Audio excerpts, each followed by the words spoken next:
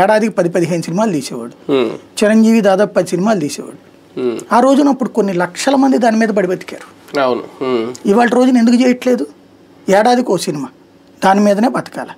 మిగతా చిన్న సినిమాలు బతకనియ్యరు, థియేటర్లను బతకనియ్యరు, థియేటర్లో దోచుకు తింటారు.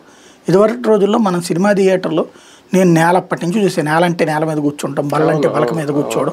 అలాగే ఇంటర్వెల్లో కాదు, మధ్యలో పక్కన సినిమా నడుస్తుండగానే శనక్కాయలోడు వస్తాడు, బఠానీలోడు వస్తాడు, మసాలాలోడు వస్తాడు, ఇవన్నీ పట్టుకుని వస్తారు. మన పక్కనే కూర్చుని సోడా పుస్సుమని కొడుతుంటాడు. ఓ పక్కన ఆ చెమట కంపు కొడతా, సుట్ట తాగుతా, సిగరెట్ తాగుతా చూసాం ఆ సినిమాలు. ఆ రోజు నుండి చూసాం. ఇవాళ అల్ట్రా మోడర్న్ వ్యవస్థల్లో ఉన్నటువంటిది చూస్తున్నాం. బట్ ఈ పరిణామ క్రమంలో అప్పుడు నాకు సినిమాతో ఉన్న అటాచ్మెంట్ ఇవాళ నాకు లేదు. ఎందుకని? ఆ రోజున సినిమాని ఎలాగైనా నాకు బాగా గుర్తు, అల్లూరి సీతారామరాజుకి 10 సార్లు పోయాను.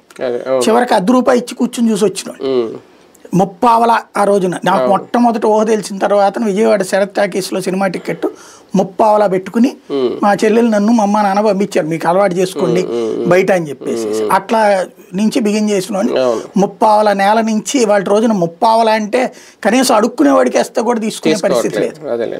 అలాంటి స్టేజీలో ఉంది ఇవాళ. ₹150 అనేది మినిమం. వీళ్ళు కొత్త సినిమా వచ్చిందంటే 500, 1000 ఇష్టం. ఇది కదా చట్టబద్ధ దోపిడీ. ప్రభుత్వం ఇంకెందుకు అప్పుడు